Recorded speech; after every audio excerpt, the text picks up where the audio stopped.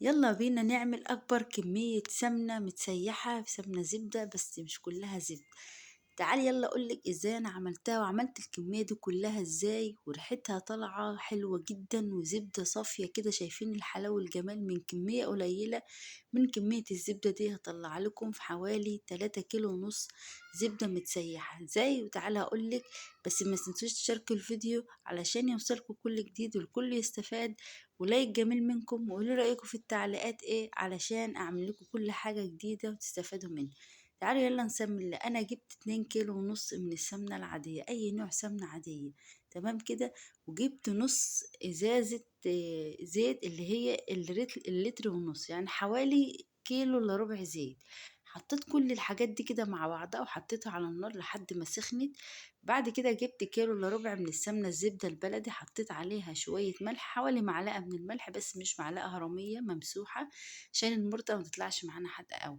بعد كده هحط قطعة بقطعة كده في السمنة وهي على النار، وبعدين احطها كلها وافضل بقى اقلب فيها زي ما انتوا شفتوا كده لحد ما تعمل رغوة بيضة كده على الوش، وتفضل تغلي على نار هادية خالص. بعد كده هتبتدي الرغاوة دي تهبط لتحت، علشان كده السمنة دخلت في السوا بتاعها. وبعد كده لما استوت طفيت عليها النار لحد ما هديت خالص زي ما انتوا شفتوا سايلة زي ما هي. بعد كده هعبيها في بطرمانات نضيفة معقمة كده، واحط فيها حوالي 5 حبات من الفلفل الأسود. الفلفل الأسود ده حلو جدا، بيحفظ السمنة لو قعدت عندك سنة ما بيجرالهاش أي حاجة. أنا السمنة دي عملتها كده، كل مرة بعملها بشيل برطمانين زي ما انتوا شايفين كده على جنب لرمضان. كل سنة وانتوا طيبين، لأن انتوا عارفين الحاجة غليت. وزي ما انتوا شايفين أنا مش هقدر مثلا، أو انت مش تقدري تعملي كمية كبيرة، لأن رمضان استهلاكاته كتير. والسمنة طبعا حلويات، لا أكل لا عزايم. فتعالي بقى أقولك على نصيحة حلوة. كل ما تعملي الحركة دي أو كل ما تعملي التسيحة دي، هاتي برطمانين كده عبيهم وحطهم على جنب. هتيجي في رمضان هتلاقي عندك بسم الله ما شاء الله اللهم بارك كمية حلوة جدا من السمنة. انت حسيتي ان انت لاقياها، هتحسي فعلا والله ان انت لاقياها. برضو السمنة اللي انا هستخدمها حطيت فيها برضو حوالي 5 فصوص من الفلفل الاسود زي ما انتوا شايفين كده. بيفضل حافظ السمنة على ريحتها وطعمها ولونها. وجبت بقى شوية حطيتهم كده في قالب التلاجة زي ما انتوا شايفين، هتطلع معايا مكعبات بالشكل ده.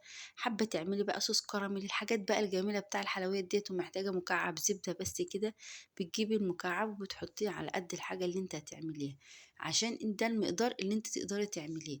دي المرطة بتاعتها بسم الله ما شاء الله زي ما انتوا شايفين كده حلوة، وريحتها طالعة زبدة خالص والله العظيم. بس اهم حاجة نوع الزبدة اللي انت بتستخدميها يكون مضمون، ويكون زبدة بلدي، ويكون طعمها وريحتها حلوة. هي ديت اللي هتخلي السمنة معاكي ناجحة بالشكل ده كده، وتطلع معاكي حلوة جدا.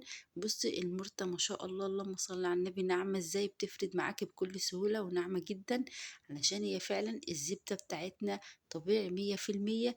ويا رب الفيديو يعجبكم، ولايك بقى وشير علشان يوصلكم كل جديد.